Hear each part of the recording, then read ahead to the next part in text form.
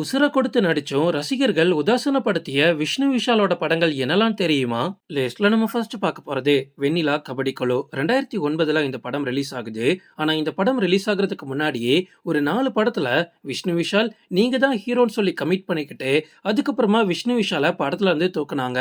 அதுக்கப்புறமா ரொம்ப கஷ்டப்பட்டு தான் வெண்ணிலா கபடி குழு படத்துல விஷ்ணு விஷாலுக்கு வாய்ப்பு கிடைச்சிச்சு.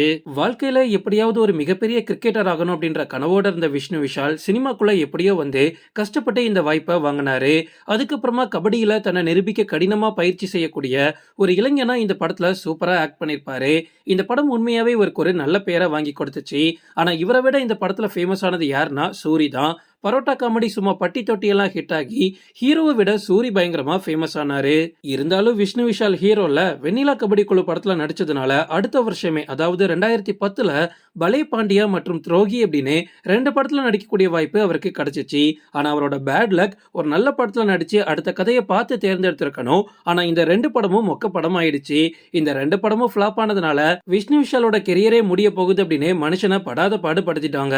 லிஸ்ட்ல நம்ம அடுத்து பார்க்க போறது குள்ளநரி கூட்டம். விஷ்ணு விஷாலோட கெரியர் முடிஞ்சு போச்சுன்னு சொல்லிட்டு இருந்த டைம்ல தான் ஒரு தரமான பட வாய்ப்பு இவருக்கு கிடைக்குது. அதுதான் 2011ல ரிலீஸ் ஆன குள்ளநரி கூட்டம். நீங்க எல்லாருமே இந்த படத்தை பார்த்திருப்பீங்க. ஏன்னா விஜய் சூப்பர்ல போட்டு போட்டு காமிச்சாங்க. படம் நல்லா இருந்ததுனால இந்த படம் கண்டிப்பா தியேட்டர்ல மிகப்பெரிய ஹிட் ஆயிருக்கும் அப்படின்னு நீங்க நினைச்சிட்டு இருக்கீங்கன்னா அது தப்பு.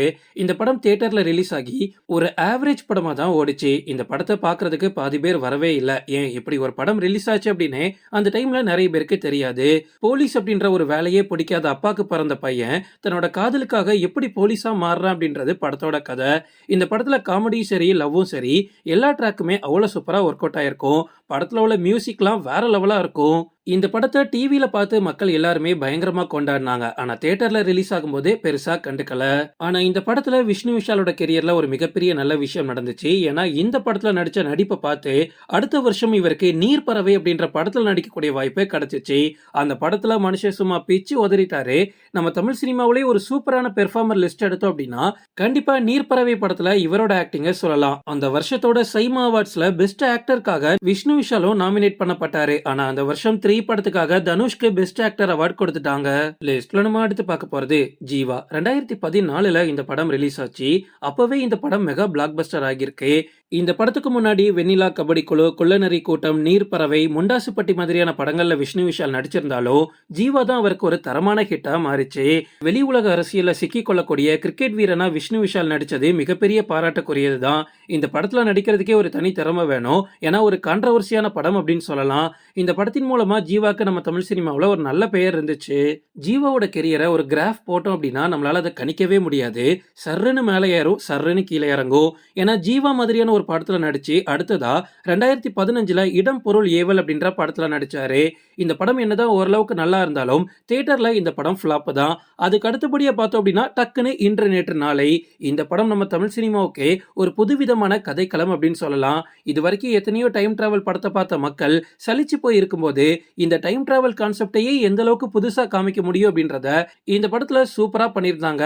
லிஸ்ட்ல நம்ம அடுத்து பார்க்க போறது ராட்சசன். 2018ல இந்த படம் ரிலீஸ் ஆயிடுச்சு. விஷ்ணு விஷாலோட நடிப்புக்கு தீனி போட்ட படம் அப்படின்னா இதுதான்.